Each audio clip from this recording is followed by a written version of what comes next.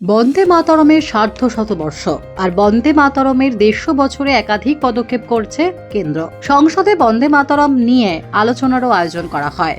এই পরিস্থিতিতে বন্দে মাতরমের স্রষ্টা বঙ্কিমচন্দ্র চট্টোপাধ্যায়কে নিয়ে বড় সিদ্ধান্ত নিলেন বাংলার রাজ্যপাল সিবি আনন্দ বোস। লোকভবনের দক্ষিণ পশ্চিম গেটের নাম সাহিত্য সম্রাটের নামে করার সিদ্ধান্ত নেন তিনি। লোকভবনের দক্ষিণ পশ্চিম গেটের নাম হলো ঋষি বঙ্কিমচন্দ্র চট্টোপাধ্যায়। রাজ্যপাল সিবি আনন্দ বোস জানিয়েছেন, বন্দে মাতরমের 150 বছর উপলক্ষে এই সিদ্ধান্ত নেওয়া হলো। এর আগে লোকভবনের উত্তর গেট রবীন্দ্রনাথ ঠাকুরের নামে রাখেন সিবি আনন্দ বোস। রবীন্দ্রনাথকে সম্মান জানাতে 2023 সালের 18 অক্টোবর উত্তর গেটের নাম গুরুদেব রবীন্দ্রনাথ ঠাকুর গেট রাখেন রাজ্যপাল। 2022 সালের 18 নভেম্বর পশ্চিমবঙ্গের রাজ্যপাল হিসেবে দায়িত্ব গ্রহণ করেন আনন্দ বোস। রাজ্যপাল হওয়ার পর বাংলা ভাষার প্রতি তাদের টানের কথা জানান। এমনকি লোকভবনের সরস্বতী পুজোতেও বাংলা ভাষা শিখতে হাতে খড়িও দেন রাজ্যপাল বোস। বাংলায় বই লেখার ইচ্ছা প্রকাশ করতে দেখা যায় তাকে। কিছুদিন আগে সাধারণ মানুষের সঙ্গে জনসংযোগের জন্য একাধিক গ্রামে গিয়েছিলেন রাজ্যপাল বোস। সেই সময় ছোলা সেদ্ধ ও চপ খেয়ে দোকানদারকে বাংলায় বলেন,